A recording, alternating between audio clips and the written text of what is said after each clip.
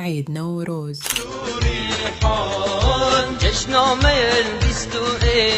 عيد يحتفل به جميع إكراد العالم بمناسبة انتصار الحق على الحاكم المستبد.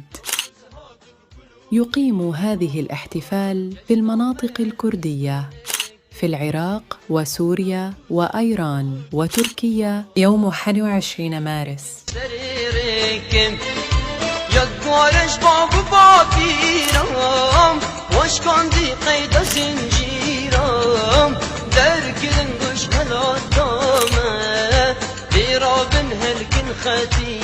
معنى نوروز بلغة العربية اليوم الجديد، وهو معروف رسمياً في قائمة اليونسكو للتراث الثقافي.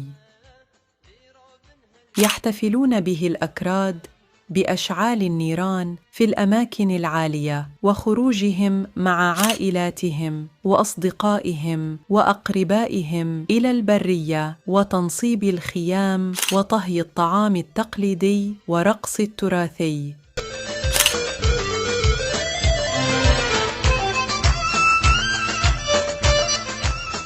القصة التاريخية لعيد نوروز هي عندما قتل كاوا حداد الملك المستبد وأشعل النار بقصر الملك أعلى الجبل.